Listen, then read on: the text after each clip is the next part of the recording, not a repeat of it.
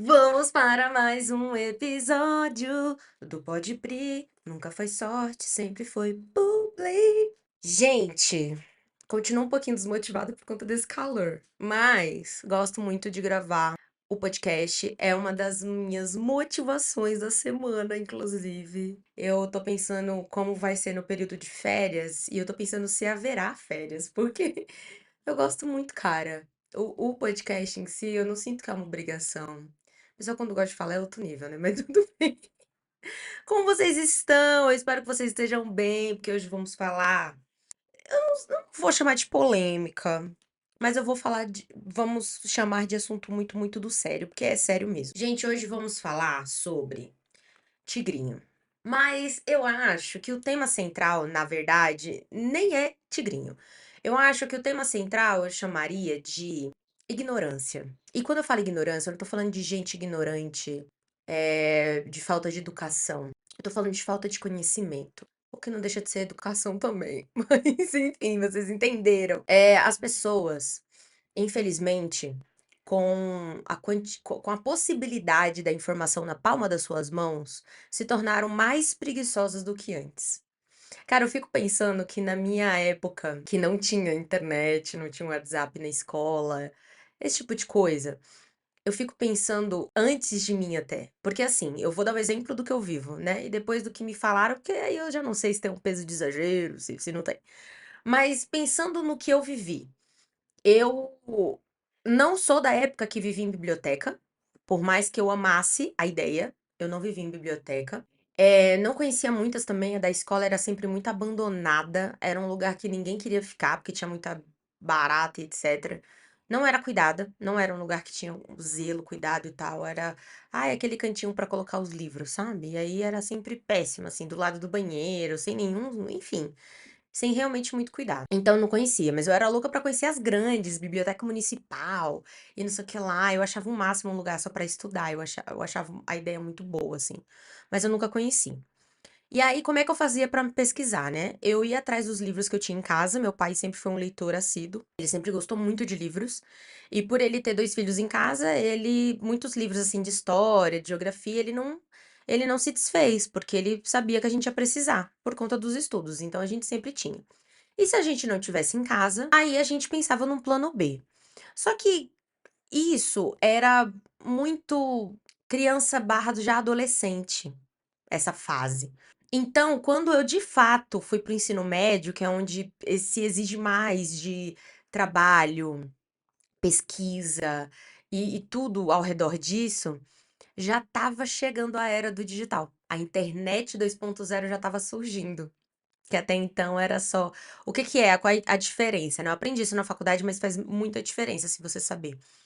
A internet convencional, a que, né, veio, ela era muito arcaica, era muito lenta, era sempre uma fonte básica de informação, que na maioria das vezes era o Wikipédia, né, o Wikipedia, que se consistia em uma fonte que não era tão confiável, porque qualquer um podia ir lá e editar o conteúdo, né?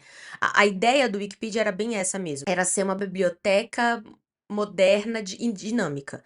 Então, por exemplo, eu colocaria lá o que eu sei. O que eu sei não é a verdade, é o que eu sei. Então, se alguém visse o que eu coloquei e soubesse que de fato eu tinha me equivocado em alguma coisa, ia lá e editava.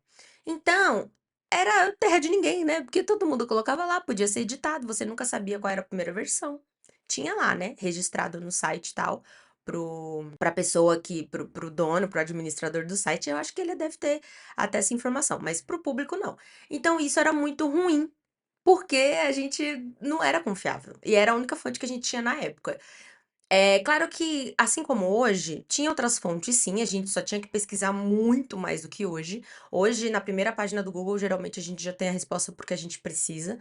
Mas na época, tipo, era o contrário. Quanto mais para trás a resposta, melhor ela seria.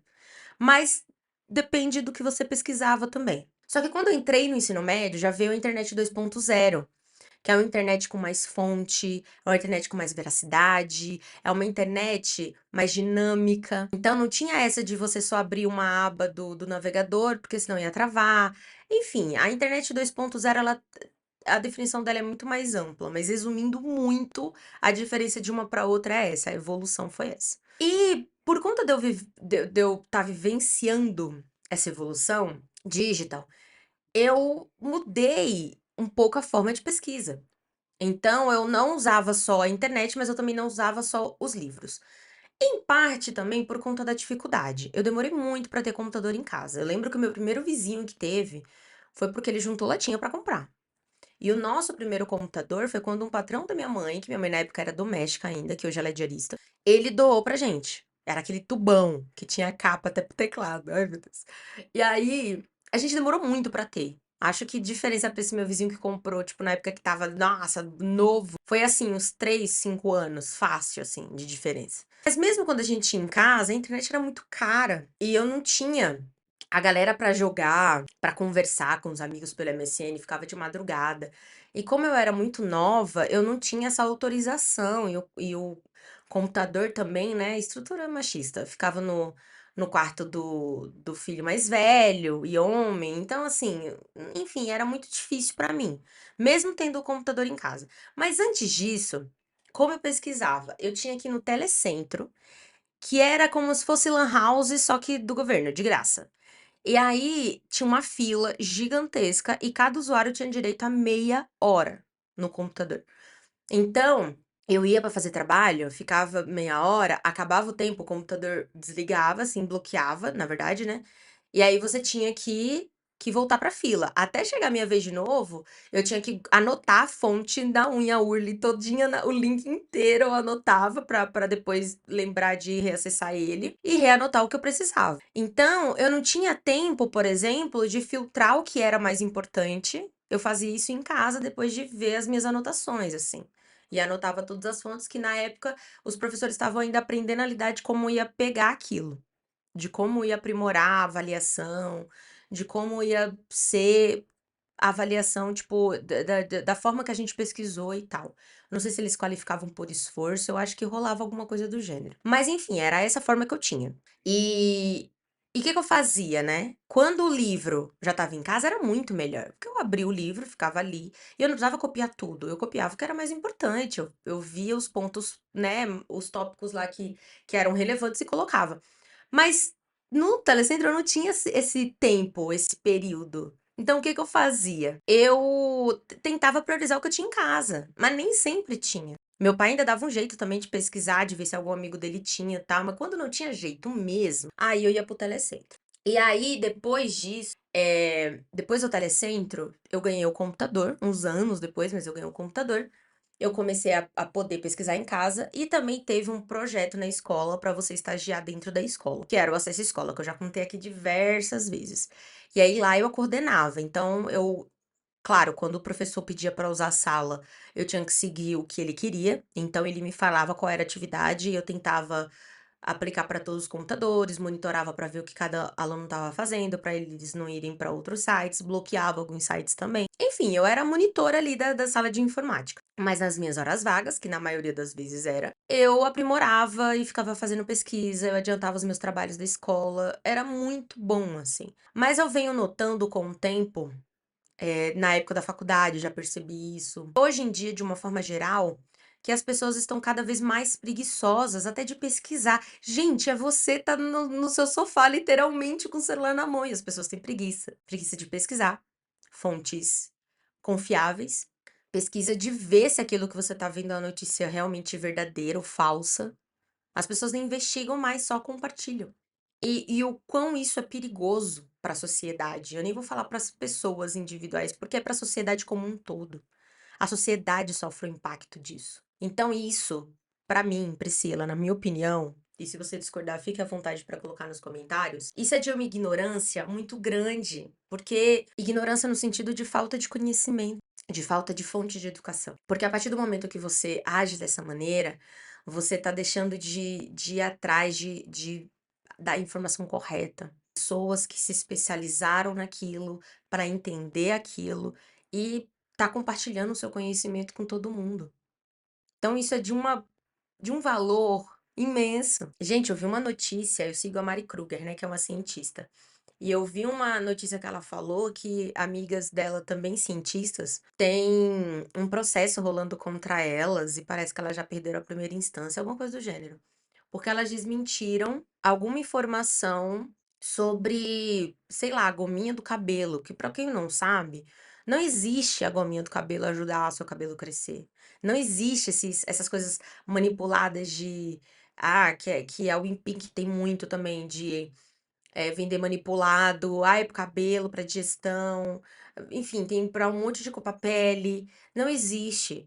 O que eu tô querendo dizer, Priscila, mas não existe eu tratar isso com medicação? Não, eu não tô falando isso. Eu tô falando que esses prontos não funcionam. Fortalecer a unha, fortalecer o cabelo. E eu digo por experiência própria. Eu já consumi. Eu consumi o da Gome, que eu acho, não tenho certeza. É um que não era transparente, porque eu não gosto daqueles que parece gelatina dura, sabe? Eu não gosto. E o da Boca Rosa. E é uma bala, muito cara, inclusive, mas ela só deixa seu xixi mais caro. Só isso, porque não mudou em nada. E a minha unha estava quebrando muito, estava péssima, assim. E aí eu fui no médico, não por isso, não por isso, mas eu fui no médico para fazer uma bateria de exame e descobri que eu estava com ausência de vitamina D. A médica falou que eu não sabia como eu estava sobrevivendo sem vitamina D. Para quem não sabe, essa informação já é bem partilhada, eu acho. Mas pra quem não sabe, a vitamina D, ela é responsável sei lá, você parece que tem depressão na ausência dela. E realmente, eu paro pra pensar, teve dias que eu não conseguia sair da cama, assim. Mas por ser capricorniana e querer muito não perder os meus empregos, eu ia lá, eu ia atrás, eu levantava e dava meu jeito. Mas tinha dias que era muito puxado, muito puxado. Eu não ligava a depressão, eu ligava a desânimo mesmo, mas nunca a ausência de vitamina D. E cara, isso é uma das consequências da ausência da vitamina D. A segunda é a unha fraca. Unha e cabelo fica muito fraco. A pele também fica péssima. Eu sei que a pele, se eu não me engano, a vitamina B12 também interfere, mas eu sei que a vitamina D interfere em tudo isso. Então, meu cabelo não tava horrível, mas tava caindo o dobro do normal, assim. Olha que ele cai bastante, mas ele tava caindo muito. A minha unha tava quebrando muito. E pior, ela tava até escamando. Sabe quando ela não quebra inteira, mas ela escama? Ela estava muito fraca, muito fraca. E o tempo todo rala.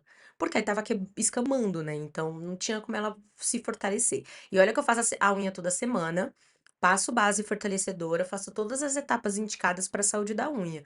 Mas estava ruim, estava péssimo. Então, assim, às vezes a gente associa uma coisa porque a gente não tem conhecimento disso. Gente, tá tudo bem vocês não saberem qual é os efeitos da vitamina D baixa. A gente tem uma mania horrível de só procurar informação quando a gente tá precisando dela. Então, é normal. Mas por isso que é tão importante a gente buscar a informação correta. Então, fonte de informação correta não é TikTok, não é Instagram, não é Facebook. Fonte de informação correta é artigo científico, é sites sérios e reconhecidos, renomeados. Isso é fonte que a gente pode confiar. Então, ir atrás, pesquisar, sair atrás daquilo. Quer ver uma coisa que dá pra comparar muito com isso? Campanha eleitoral. As pessoas saem propagando, em vez de cada um aproveitar o seu tempo eleitoral pra se promover, né, falar da sua campanha, do que você defende, do que você vai fazer se você for eleito, e quem é você, se apresentar, de onde você veio. As pessoas perdem tempo, os políticos, atacando uns aos outros. Não, sabe, a maioria das vezes é fonte assim, fonte, minha cabeça, meus divertidamentes. Então, por isso que é tão importante você não confiar em qualquer coisa que você vê na internet. Por isso que é tão importante você não confiar e acreditar na primeira coisa que você vê. Falando nisso também, tem uma coisa muito, muito séria. Eu tava conversando com uns amigos da área e eu fiquei muito assustada com essa informação. O Google agora tá dando uma resposta. A primeira resposta já não é o patrocínio que mais pagam, né? A primeira resposta do Google para qualquer pesquisa é uma inteligência artificial, o Gemini, que é a IA deles. E eu fiquei muito triste ao saber disso, porque uma colega, por exemplo, ela pesquisou sobre uma coisa qualquer que a gente estava conversando sobre num grupo de amigos, e aí ela ficou curiosa, falou: ai, quer saber? Vou pesquisar para saber o que que é isso, tipo, como é que funciona. Aí, olha que maluco. Eu nem vou exemplificar com o exemplo, porque senão vai ficar muito confuso. Mas, de forma clara, a resposta da inteligência artificial era uma, depois vinha a resposta de uma fonte que o Google considerava mais apropriada. de acordo com o CEO e tal, as palavras-chaves que você colocou. Aí, resultado, a resposta da inteligência artificial, que contrariava a outra fonte completamente, era tipo 0 e 1, era muito contrário. Era quando você ia ver a fonte, porque aí apresenta a resposta e ela coloca a fonte, no que ela se baseou para te dar aquilo. E era a fonte de um fornecedor, de uma marca que vende aquilo. E embaixo tinha a resposta de um cientista com base em algum artigo científico e tal, desmentindo, falando que não, que o ideal não era aquilo, que não podia, que era errado, que fazia mal. Gente, olha que controvérsia. Agora que eu expliquei assim, eu vou falar. A pesquisa era assim. A gente estava falando sobre umidificar, né? O umidificador, usar o umidificador de ar. E aí, eu falei que eu ouvi falar que não podia deixar a noite inteira, porque senão fazia mal. E aí, essa minha amiga ficou curiosa, falou: ah, vou pesquisar. E aí, ela pesquisou. E aí, que fornecia, era uma marca que vendia umidificadores de ar, falava que não só era bom, como era essencial, que tinham que deixar ligado. E tinha lá as explicações com base no produto que ele vendia. E o outro mostrava a base de conhecimento que eu tinha visto, que eu vi uma cientista dando entrevista falando sobre, uma médica, aliás, falando que poderia causar mofo, que umidade em excesso também fazia mal para a respiração humana, e mais um monte de base científica lá. Então, assim, olha que maluco, porque as pessoas não olham mais. Eu nem vou falar descer a página, ou nem vou falar virar a página, porque as pessoas não descem o feed. Imagina você verificar tudo, ver mais páginas, ver mais fonte para fazer comparação e ver o que faz mais sentido. As pessoas não fazem mais isso. E aí tá tendo essa resposta. Eu tô indignada, porque o tanto de desinformação que isso não vai gerar, eu tô preocupada real, assim, com isso, porque é uma coisa muito séria, muito séria. E ninguém tá falando sobre isso, é o que mais me assusta, assim. Mas pra vocês verem o quão mudou, né, da época que eu falei pra vocês aqui da minha escola, da falta de acesso ao computador e internet conectada, e etc. O quão isso fez diferença no decorrer. Mas é por isso que eu digo e repito que a internet, ela cada vez mais quer trazer, quer aumentar o sedentarismo, até na vista, se é que isso é possível, assim. Porque quanto menos a gente pesquisar, mais ignorante vamos ficar. E quando eu falo ignorante, de novo, eu não tô falando sobre grosseria. Mas essa parte a gente já entendeu, né? Bom, mas é isso. E o tema, e Priscila, por que que a gente tá. Você citou isso e você vai falar sobre o tigrinho? Porque, gente, a cada 10 pessoas interessadas em começar uma graduação este ano, 2024, gente. Isso me deixa muito, muito, muito assustada. A cada 10 pessoas que pensaram, né? Que começou, aliás, que se matriculou na faculdade. Pelo menos 3 desistiram porque gastaram demais em jogos de apostas online. Gente, de 10 pessoas, 10, de 10 pessoas, 3 desistiram. Isso é uma estatística pra mim alarmante. Alarmante. Priscila, joga quem quer, todo mundo é adulto. Não funciona bem assim. Não funciona bem assim. E eu vou contar. Nossa, esse episódio vai ser longo. Eu vou contar por que que não funciona assim. Todo mundo que faz joguinhos online, jogos gratuitos, tá, do celular e tal, vai entender do que eu tô falando. Eu nunca gostei de ter no celular, porque consome muita bateria e tal, enfim, vários fatores. Mas depois que eu comecei a trabalhar em casa, eu comecei a cogitar. O que que eu percebi? Eu percebi que me ajudava, eu vou tomar um pouco d'água, porque esse assunto vai ser complexo. Que eu tava muito hiperfocada. Aquilo tava me deixando muito ansiosa. Então, em alguns intervalos do meu dia, eu pegava o celular pra fazer um jogo bem bobo, bem. Nada de caça-palavras, sudoku, nada. Eu queria coisas bobas pra me fazer distrair a mente, dar uma esvaziada na mente, uma silenciada ali nos meus divertidamente, pra voltar a ter um foco legal, interessante e conseguir trabalhar. E aí eu comecei a cogitar esses joguinhos e tal pra me ajudar a me distrair e tudo mais. A ideia era eu jogar, sei lá, 5, 10 minutos, só pra dar essa pausa na vida e voltar depois. E o que que eu comecei a perceber? Que eu estava ignorando o meu trabalho pra jogar. Do nada, assim, involuntário, assim. Quando eu percebi, já era tarde demais, já tinha ficado meia hora jogando. Não, não, mas é porque é só passar de fase, é rapidinho. E se eu for falar pra vocês aqui, eu não vou falar, a palavra nunca é uma palavra muito forte, e eu acho que não cabe pra esse lugar, mas eu não tive propensão a vícios. Eu sempre tive muita facilidade pra negar, por exemplo, qualquer tipo de droga ilícita. Álcool eu tinha muito controle também na época que eu bebi, em partes, né, mas enfim, na maioria das vezes eu tinha muito controle.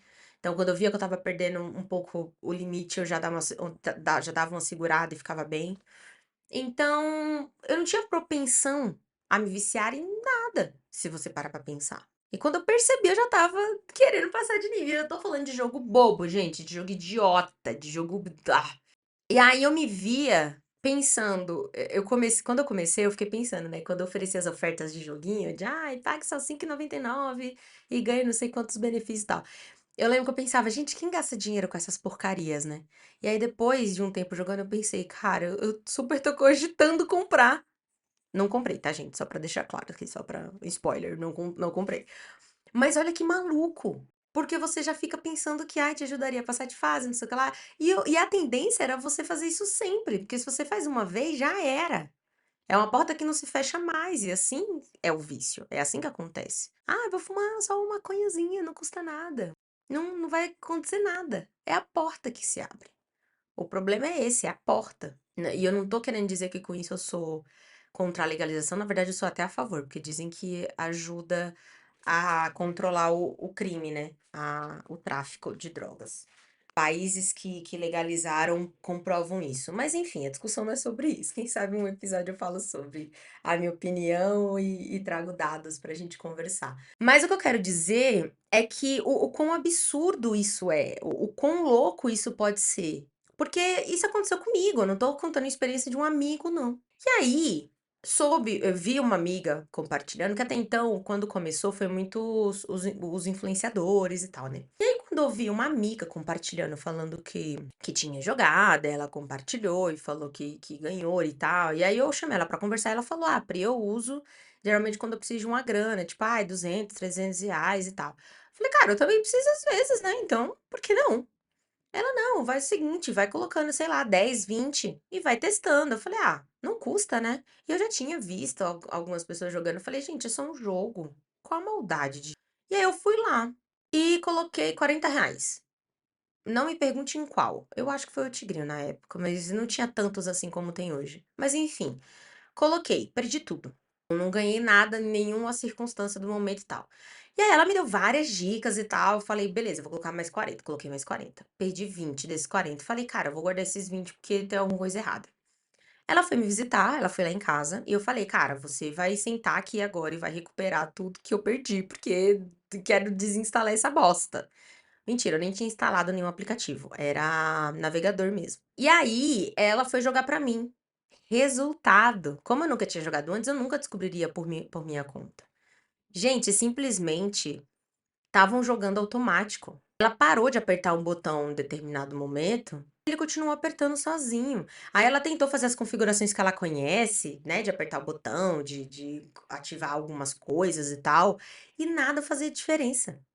Nada. Que maluco.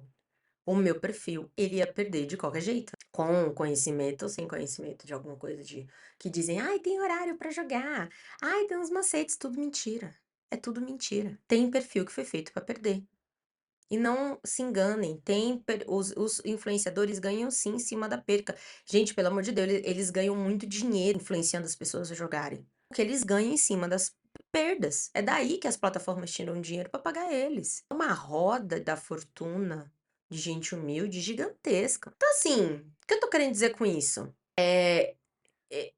Por eu gostar muito do dinheiro e eu saber da onde vem, ainda mais agora que eu pago aluguel, eu não ficaria nesse jogo por muito tempo. Mas tem pessoas que acreditam que pode vir de lá. E, gente, pelo amor de Deus, se você sabe de um investimento que transforma R$ 1.000 em 3.000, você vai fazer. E os influenciadores passam essa confiança, essa credibilidade. Gente, olha o que eu ganhei. Aí mostra que ganhou 10.000, 5.000. As pessoas vão cair. As pessoas vão acreditar. Influenciadores, eles influenciam. Políticos são grandes influenciadores nacionais. Eles influenciam nacionalmente. Olha o estrago que Bolsonaro fez no Brasil. Olha quantas pessoas ignorantes e desinformadas ele deixou para trás. Pessoas que você até vê a diferença. Bolsonarista, ele não quer conversar, ele quer discutir, ele quer brigar, ele quer partir pra violência, porque ele não tem paciência pra sentar e conversar e chegar num comum acordo. Então, isso é uma coisa muito séria. E pessoas mais velhas não acreditam nisso do que eu tô falando. Acham que é um absurdo, acham que eu tô exagerando, acham que eu tô sendo. Ai, você tá sendo muito chata. Não é assim que a vida funciona. É assim que a vida funciona. O mundo digital, principalmente. Então, cuidado, muito cuidado. A cada 10 interessados em começar uma graduação. Gente, graduação é algo básico para você se inserir no mercado de trabalho. Para você conseguir experiência, as pessoas gostam de contratar estudantes. Porque, cara, na época da faculdade, eu estudava uma aula à noite e trazia conhecimento e solução nova para o cliente no dia seguinte da agência. Porque estudante é assim. Olha o quão rico isso é. E as pessoas simplesmente não estão prestando atenção. Eu conheço uma pessoa, como eu não sei, né, quantas pessoas ouvem meu podcast e a que ponto eu tenho essa audiência, eu não vou dar nenhum exemplo que faça identificá-lo, mas eu conheço uma pessoa que caiu em depressão, teve uma crise depressiva horrível, e eu fiquei sem entender o porquê, né? E aí o que se ouvia? Que ele trabalhava em casa e um dia, muito pouco antes assim da crise dele, meses antes dele ter a crise, ele teve um papo de você tem que seguir os gráficos e dá pra você prever o gráfico. Quando ele sobe muito, uma hora ele vai descer. E aí é só você esperar a descida, porque quando ele subir você vai ganhar. E eu achei aquele papo tão estranho, porque quem trabalha com investimento, que era isso que ele falava que trabalhava, né? Não é assim que funciona, né? Você tem que ficar ligado na economia, você tem que ficar ligado na bolsa de valores, você tem que ficar ligado nas notícias, então assistir muito jornal. Bom, o pouco que eu entendia de economia, eu sabia que era isso. E aí eu achei muito estranho. Só que lembra da minha amiga que eu falei pra vocês, que eu vi que ela falou que jogava e que foi até a minha casa e me ajudou? Então, quando ela foi me dar as dicas de como eu poderia ganhar, ela falou exatamente o que ele dizia. Aí foi quando eu caí a ficha. Eu falei, cara, ele caiu em depressão porque ele perdeu todo o dinheiro dele, né? E eu pensei, ele perdeu todo o dinheiro dele no joguinho de aposta. Com certeza. E, gente, não se enganem, o meu perfil, ele só perderia, né? Então, não importava quantas vezes eu tentasse jogar e tal, pelo menos naquele usuário, naquele login, eu só perderia. E eu não sou idiota de tentar em outro lugar pra tentar recuperar o dia. Tá perdido, amém. Vai com Deus. Mas tem quem ganhe. Tem perfil que faça ganhar. E é muito louco, porque que nem, por exemplo, a minha amiga mostrou no perfil dela, ela jogando e ela ganhando. E ela apostou, tipo, centavos e ganhou não sei quanto. Aí ela falou: olha, se eu tivesse apostado 10, eu tinha ganhado 300. Se eu tivesse apostado 100, eu tinha ganhado 3.000. E é nessa que a gente vai jogando, jogando, jogando e perdendo tudo. Então, cuidado. A gente tá vendo casamentos acabando porque a pessoa, um dos cônjuges, gastou o aluguel, vendeu móveis da casa para tentar recuperar o dinheiro e só perdia. Isso é um assunto muito sério. Não é à toa que o governo. Tudo bem que eu não vou ser hipócrita, tá? O governo tá indo atrás e tá fechando, né? Prendendo a Deolane, o Gustavo Lima e, enfim, tá correndo atrás disso. Porque a maioria dessas casas de aposta colocam a renda em outros países. Então, eles não estão pagando imposto, e o governo está correndo atrás de pegar dinheiro dessa galera. Então, as chances disso se regularizar são um pouco grandes. Mas o governo também está vendo a consequência disso na economia brasileira. É como se a galera estivesse investindo lá fora, investindo, né? Porque tá perdendo dinheiro, mas como se a galera estivesse dando dinheiro lá para outros países, deixando de ter o que gastar aqui, tá se tornando um morador de rua. Vocês têm noção que não é nem mais o crack que tá levando as pessoas a morarem na rua? É o tigrinho. A que ponto chegamos? A falta de conhecimento hoje em dia já não é mais desculpa. Mas eu daria, se era para justificar alguma coisa, a preguiça. As pessoas têm preguiça de correr atrás. Gente, eu tô falando isso, meu círculo de amizade não é grande, tá? Não é grande. Mas eu conheço gente que já ficou sem falar comigo porque eu falei isso. Pessoas que não acreditam quando eu falo que as pessoas influenciam. Ah, mas eu sou adulta, eu não faço se eu não quiser. Faz, porque você acredita que é possível. E isso basta. É muito triste isso, tá, gente? Eu não tô falando isso com hahaha. Eu te falei. Não, eu fico triste. Eu fico triste porque é o futuro da nossa nação. A gente tá falando de pessoas jovens. E é muito difícil, eu vim de origem humilde, e eu não mudei muito não, continuo muito humilde inclusive. Mas a gente que vem de uma realidade mais pobre, mais humilde, a gente quer muito vencer na vida, cara. Eu tenho que concordar com o Marcelo D2 que fizeram entrevista com ele no Rock in Rio, e perguntaram sobre essa nova geração do trap, o que que ele achava. Ele fala: "Cara, é perigoso porque eles falam que a favela venceu, a favela não venceu. Algumas pessoas que saem da favela vencem, mas a favela em si continua morrendo de fome. Vocês têm noção que uma coisa básica, como um celular com internet, não é a realidade de todo mundo? A gente precisa falar disso. É um assunto muito sério e que as pessoas não falam, porque a gente tá falando de pessoas humildes, porque a gente tá falando de um povo que é esquecido. E eu tô falando isso com propriedade de fala. Eu vim da quebrada. Eu sou da quebrada ainda. Eu só mudei de uma quebrada pra outra, praticamente, mas melhorei um pouco de vida. Porque a realidade da quebrada é muito complicada. Não vai internet de qualidade pra quebrada. Transporte digno. Um transporte digno. Que você possa sair meia hora antes pra conseguir chegar, você não vai conseguir chegar. E eu não tô falando de distância, tá? Porque eu sei que São Paulo é muito grande e dependendo do percurso não tem como, né, ser diferente. Mas eu tô falando de qualidade básica, de um ônibus sem janela, porque tem ar-condicionado, que ele funcione. Sim, amigos, eu tô falando de coisa básica que não temos, não temos. E por isso que é tão importante você saber em quem você vai votar, você ouvir, você ver o plano de campanha, você ver o que faz mais sentido para sua realidade. Você vai na onda do seu patrão, você vai na onda do seu chefe, você vai na onda do seu amigo rico que fez intercâmbio fora, ele não sabe a realidade que você vive. E ele vai defender o político que defende os interesses dele, não os interesses da sociedade como um todo. E as pessoas esquecem quem faz a roda girar. E quem faz a roda girar é o pobre. Mas nem o pobre se liga dessa informação. Isso é muito, muito pesado, muito pesado. E, gente, quanto a menor a renda das famílias, maior a chance do jovem estar apostando, em vez de investir na educação. Porque, gente, pelo amor de Deus, o influenciador vende que a aposta mínima é R$ 5. Aí você pensa, nossa, mas quem não tem R$ 5?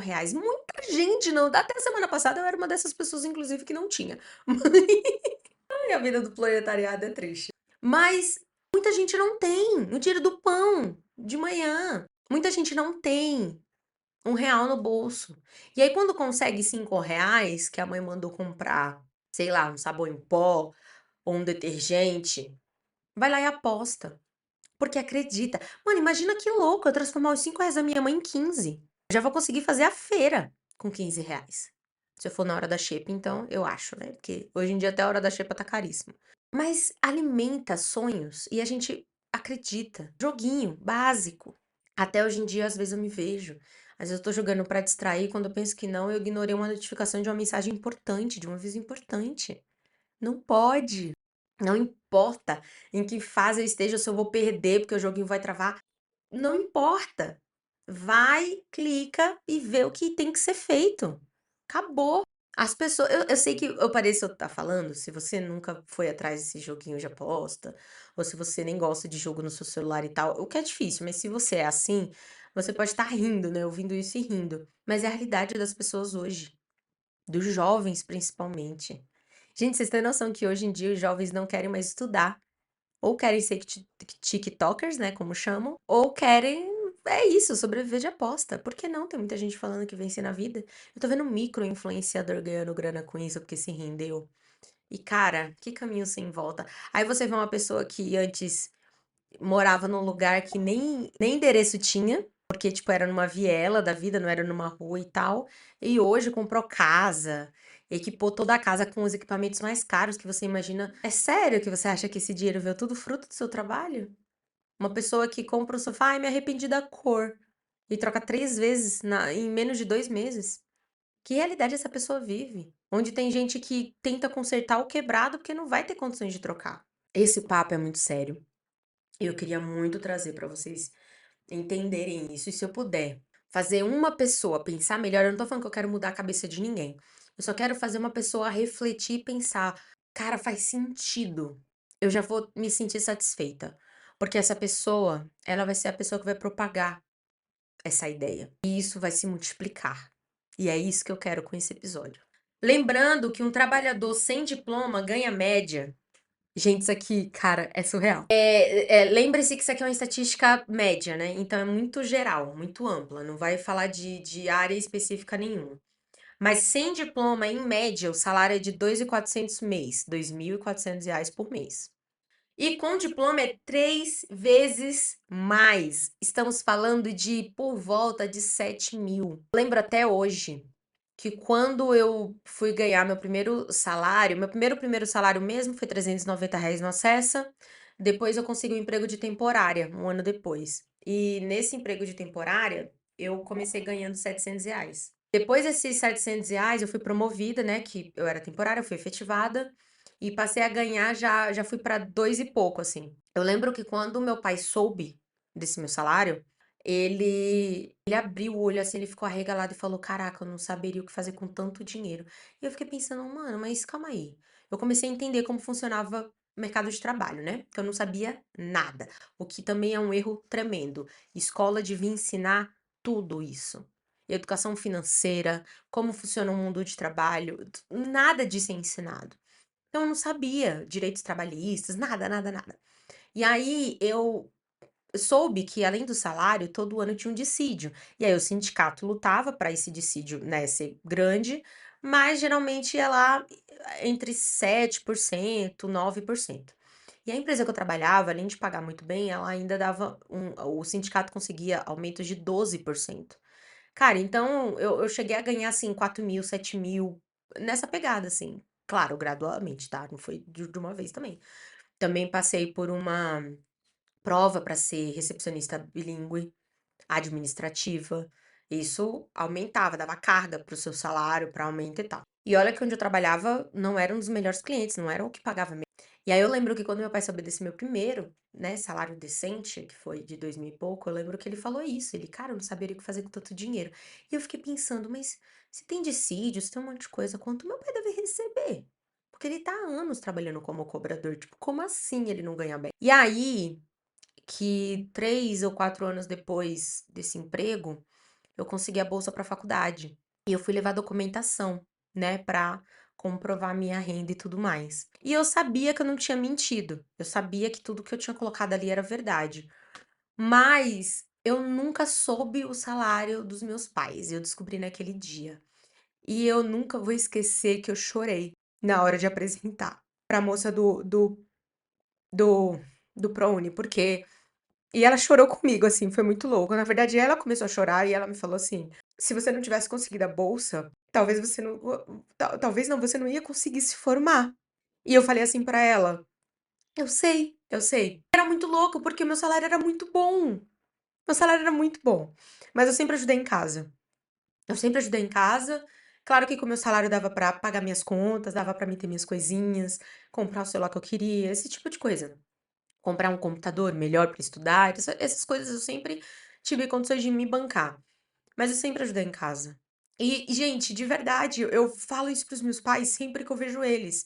Eu não sei como vocês deram conta de criar 2 filhos e sustentar uma casa que possui 4 pessoas morando nela. Graças a Deus eles nunca pagaram aluguel. A gente, com toda a dificuldade do mundo, eles construíram a casa, eles, porque eu não fiz parte da construção. Eu era muito criança, eu era muito nova. Mas eu fico pensando hoje, cara, como eles conseguiram construir uma casa, pagar conta e sustentar todo mundo. Criança que fica perdendo roupa toda hora, que sente muita fome, quer comer toda hora. Toda vez que eu faço mercado, eu penso nisso, como deve ser uma família com uma criança. E os meus pais criaram uma família com 2 crianças. A gente tinha uma diferença de idade de 3 anos. A minha vontade foi chegar em casa depois desse dia do ProUni e dar um abraço no meu pai, porque mas eu questionei, eu falei, pai, eu não faço ideia de como o senhor conseguiu. O senhor e a mãe foram 2 guerreiros, foram 2 lutadores, assim, durante a vida, porque o proletariado é muito, muito pesado. E isso é uma coisa muito sério. Eu não teria me formado se eu não tivesse conseguido a bolsa, e eu sabia disso. Porque é óbvio, né, gente? Conforme vai passando mais tempo, vai ficando mais caro. Então, as primeiras parcelas são até tranquilas de pagar para quem tem salário, né? E para quem não mora de aluguel, para quem tem toda uma estrutura familiar que todo mundo colabora. E lá em casa não era todo mundo que colaborava, era eu e os meus pais. Mas pelo menos a gente se ajudando, a gente dava conta. Eu digo que a minha graduação eu devo muito aos meus pais. Eles não deram R$ 1 para mim me formar, até porque eles não tinham condições. Mas eu digo no sentido que se não fosse o suporte da minha mãe acordando cedo comigo todos os dias de madrugada, preparando minha bolsa térmica que ia todas as comidas que eu comia durante o dia para não gastar R$ 1 do lado de fora. Se não fosse ela, nesse suporte todo, me ajudando a estudar nos finais de semana, me dando, não me acordando quando eu podia dormir, porque era raro eu conseguir dormir antigamente. Se não fosse todo esse suporte, eu não teria me formado. E se eu não tivesse me formado, eu não teria melhorado um pouco de vida que seja que eu mudei. Me sustentar já é uma vitória. Então, é de um peso isso. E as pessoas estão deixando de estudar, os jovens estão deixando de estudar, deixando de ter esse aumento de vida. Gente, de 2.400 para 7.000, você muda a sua qualidade de vida. Eu não tô falando que você vai viver num mundo de luxo, porque não é sobre isso. Você não muda a sua realidade, você muda a sua qualidade de vida. Você passa a fazer uma compra de mercado que não tem só o necessário, que tem sim uma coisa ou outra que você vai poder comer e sentir satisfação em comer. Fazer, a vida também não é só matar a fome, não. Já dizia a música do Gabriel Pensador, a gente não quer só comida. A gente também quer consumir arte. O pobre, não é que o pobre não goste de teatro. Não é que o pobre não goste de cinema. É que ele não tem condições de ir. Ele tem, porque rola as promoções nos cinemas e tal. Cinema ainda rola, ainda tem uma possibilidade. Mas teatro? Eu lembro até hoje que a minha professora de artes fazia quem tinha as melhores notas, ela escolhia para levar para o teatro. Eu não sei se ela conseguia um benefício com o teatro e tal, ou se ela que pagava do bolso dela. Eu sei que a primeira vez que eu fui, eu vi o Retrato de Dorian Gray, eu não esqueço nunca dessa peça. E se você parar pra pensar, o ensinamento de vida que ela tem é até legal, mas não é nem. É um clássico e tudo, eu não quero diminuir a peça, mas o que eu quero dizer é que, cara, eu fiquei tão maravilhada com aquilo, com a peça, com a história, que eu nunca esqueci. Aquilo estava tão fora da minha realidade. Eu lembro que eu falei da peça por anos, assim, por mês, aliás, consecutivos com os meus pais, com os meus tios. E naquele momento eu percebi o quão importante é você ser rica em cultura. E eu tinha 13 anos. Então, a gente é escasso de cultura não é por querer, é por necessidade. E isso tem uma relevância tão grande na vida das pessoas que as pessoas perdem a noção do quão isso pode ser importante. E a gente está falando de pessoas humildes gastando mais de 120 milhões ao todo. 120 milhões mudaria a vida de muitas pessoas. Muitas pessoas. E a gente tá falando de pessoas que não têm o dinheiro. Aí eu vejo influenciador falando assim: "Ai, jogue com responsabilidade", sabe? "Joga com dinheiro que não vai fazer falta". Gente, pelo amor de Deus, quantas pessoas que estão me ouvindo aqui, neste momento, podem falar com propriedade que tem, não importa o valor, que tem algum valor na conta bancária, que não tem problema nenhum em gastar. Não, o dinheiro que tá ali não me faria falta. Eu calo a boca agora e encerro esse episódio. Quantas pessoas têm esse poder? Eu ouvi isso semana passada. Ouço isso desde que existe jogo de apostas e tudo mais, influenciadores divulgando, mas eu parei pra pensar nisso e fez aquele emoji, né, do cérebro. Vou colocar até aqui o cérebro explodindo. Eu não tenho. E olha que eu tenho uma qualidade de vida muito melhor. Eu acho isso até pesado, mas eu vou falar porque é o que eu já ouvi falar, é uma verdade, eu não tô inventando. Tem crianças que eram vizinhas minhas, assim, quando eu morava com os meus pais, que falam para os pais hoje que se espelham em mim. Porque eu vivo melhor. Ai, quando eu crescer, eu quero ser igual a Priscila, porque ela tem a vida dela, ela tem o apartamento dela, ela tem as coisas dela. Isso é muito legal. E quando eu ouço isso, eu fico muito emocionada, porque eu nunca esperei ser inspiração de ninguém. Eu só quis vencer, ao meu modo, mas eu quis vencer. E as pessoas, as crianças estão se espelhando em mim. Tem um outro rapaz também que já não é mais criança, mas quando ele me conheceu ele era uma criança, que ele falou a mesma coisa, você é uma inspiração pra mim. Aí ele me pediu alguns conselhos na época de trabalho, de estudo e tal. Eu, né, falei o que melhor eu poderia falar, assim, tentei ajudar da melhor maneira. E ele conquistou muita coisa legal, ele tá conquistando muita coisa legal e ele vive repetindo isso, tipo: "Ai, você é uma inspiração pra mim, porque tudo que você fala eu acho tão legal". Mesmo quando você fala de: "Ai, esse final de semana é dia de faxina", cara, mas é a faxina na sua casa. Você vai limpar do seu jeito, porque é seu. E, gente, isso tem um tamanho tão grande, tão imenso. As pessoas que vêm de origem humilde querem um mínimo, querem conforto. Sabe o que é luxo pra mim? Talvez não vai ser pra você. Luxo pra mim é ter frios na geladeira. Luxo pra mim é ter Danone na geladeira. E eu, graças a Deus, nunca passei fome, nunca passei necessidade, nunca fiquei sem roupa de frio, nunca fiquei sem roupa de sair, roupa de ir pra missa, nunca fiquei sem. Meus pais sempre deram tudo que a gente precisou e eu fico pensando como. Eu só lembro disso. Como? Porque eu no lugar deles hoje, eu não sei se eu teria a mesma condição. E olha que eu ganho melhor do que os 2 juntos ganharam a vida inteira, trabalhando. E eu lembro que teve uma época que eu sofria muito, né, na época de recepção eu sofria muito, porque eu queria muito só sair dali. Eu lembro que tinha colegas que queriam ficar ali porque ganhavam muito bem, né. A gente ganhava muito bem. Mas eu não, eu queria sair, eu queria fazer alguma coisa útil para a sociedade, eu queria mudar o mundo, assim. E hoje eu continuo tentando, tá? Mas eu entendo hoje que mudar o mundo não é mudar muita coisa. Você começa de pouquinho em pouquinho e aí você consegue fazer um montão. E na época eu queria mudar o mundo e tal, e eu achava um saco eu ter que fazer crachá todo dia. E eu lembro que uma vez eu cheguei em casa, eu chorava todos os dias no banheiro, assim, no trabalho. E eu lembro que um dia eu cheguei em casa, minha mãe me perguntou se eu estava bem, eu compartilhei o que eu estava sentindo com ela. E eu lembro que ela falou pra mim, eu estava esperando uma resposta dela, ela me falou uma coisa muito, muito impactante, assim, pra mim, né? Minha mãe, ela se formou no ensino médio depois de adulta, né, porque ela não teve muitas oportunidades na época dela, menina estudar era perca de tempo. E aí, quando eu falei, eu estava na espera da resposta ser: "Ah, eu trabalho o dia inteiro, faço faxina na casa dos outros, quando eu chego em casa eu ainda tenho a minha pra arrumar e não reclamo", porque é uma rotina muito exaustiva. Como se não bastasse o transporte público, que era até muito, muito pior. Com toda a propriedade de fala, eu falo isso, do que o trabalho em si.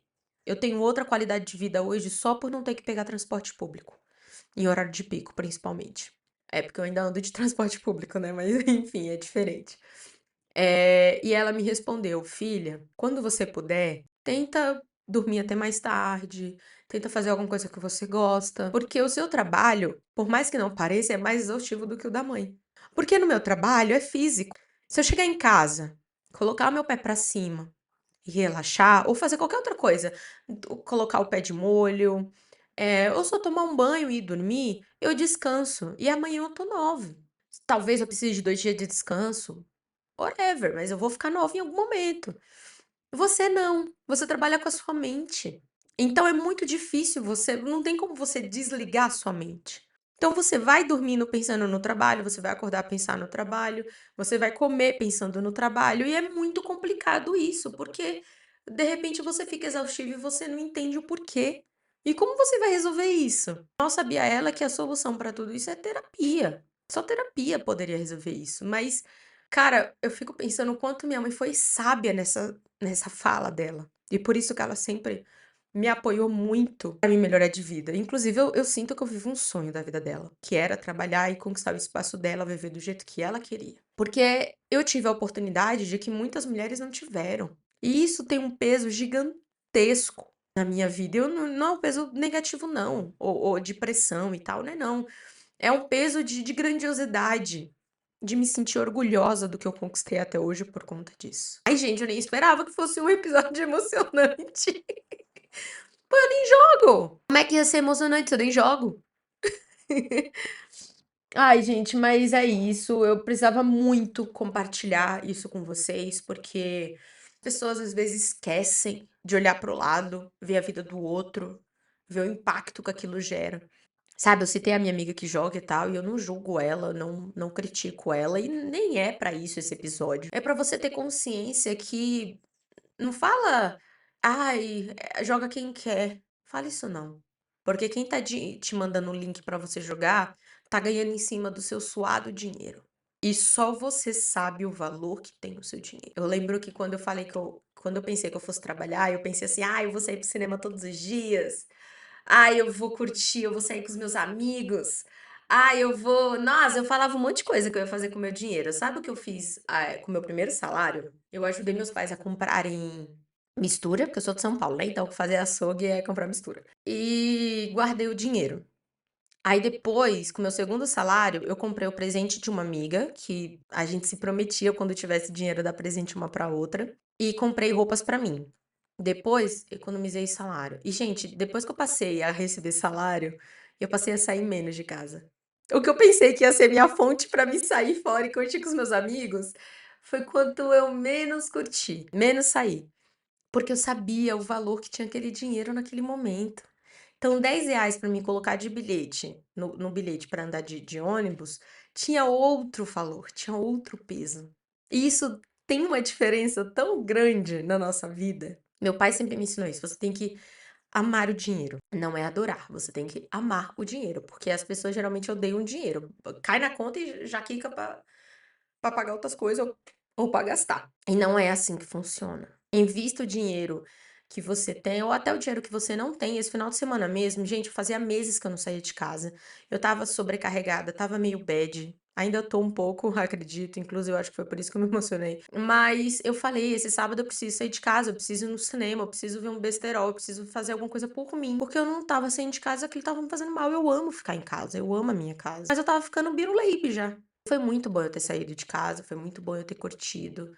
Mudou muito minha perspectiva de muita coisa, assim, foi muito, muito, muito bom mesmo. Então façam isso. Não fique esperando sobrar dinheiro, porque nunca vai sobrar, nem pra você jogar, nem pra você curtir. Mas você precisa de um lazer, você precisa descansar sua mente, como já dizia a sábia da minha mãe, que é muito importante a gente descansar. Certo? Nossa, eu tô Ai, fazia tempo que eu não gravava tanto assim, mas era um assunto muito importante. Eu trouxe dados muito relevantes e eu só peço uma coisa com muito, muito, com imenso assim carinho. Reflitam sobre, conversem com as pessoas que vocês amam sobre, que é para alertar elas. E às vezes não é as pessoas ao seu redor, nem ao redor das pessoas que você conhece que vai mudar. Às vezes isso é uma pessoa de outro círculo de amizades que precisa saber para se alertar e não entrar em nenhuma furada. A vida já é muito difícil, gente. Pra gente entrar em furada por causa de tigrinho, por causa de joguinho. Ai, não. Não quero essa vida pra ninguém. Eu espero que vocês tenham gostado e vamos falar sobre isso porque é um assunto muito importante. Um cheiro da Pri.